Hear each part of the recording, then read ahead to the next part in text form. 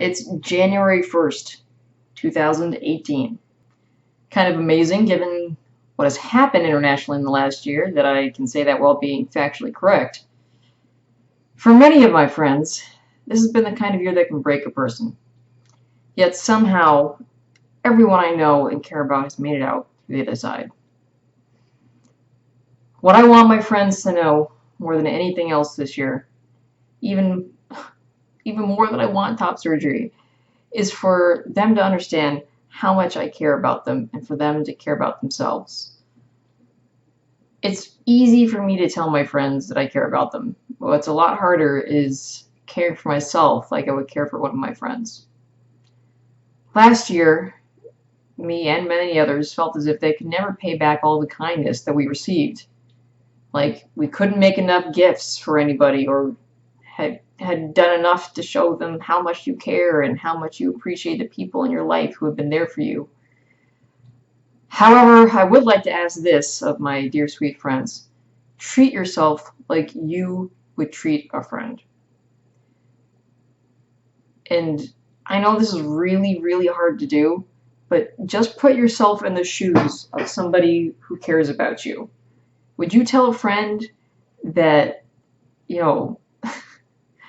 they're good for nothing because they didn't make you a gift in return for one that you gave them? I doubt you would, because you're a good person, if you're my friend.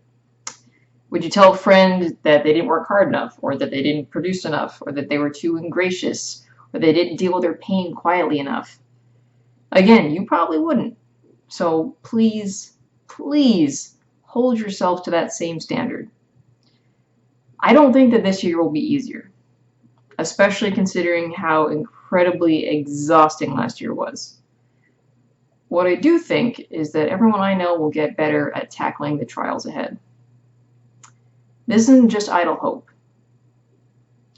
You've gotten through the year up until now. So you've got a pretty dang good track record of, making it through the other side. Even though I've slipped in and out of depression and long periods of ennui, even I managed to make it this far. I changed my legal name, and I started living as a whole full-time non-binary anomaly. But it never would have been possible without the support of my friends. So, just if you need me, I'll be here. And now for a message from your good dad. Hey kids, it's me, good dad. I sure am proud of you. This year was super duper tough, and yet I still managed to see your cute and adorable smiling faces. What a treat. I was talking to my therapist. Yeah, that's right, Dad has a therapist. But I digress. And the therapist told me something I've been thinking about ever since. When you have a puppy, its thoughts are so small and weak. But because you see that puppy every day, you hardly even notice how much it's grown. When someone comes around to visit, they'll tell you, "When did it get so huge?"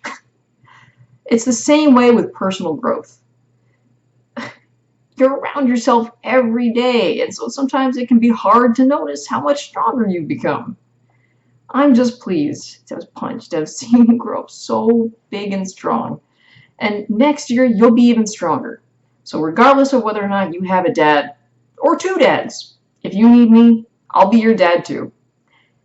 I'll say again, the meaning of life is to be the best you that you can be. Nobody else will ever be better at being you than you are. So I love you, kids. So please try to have a super duper 2008.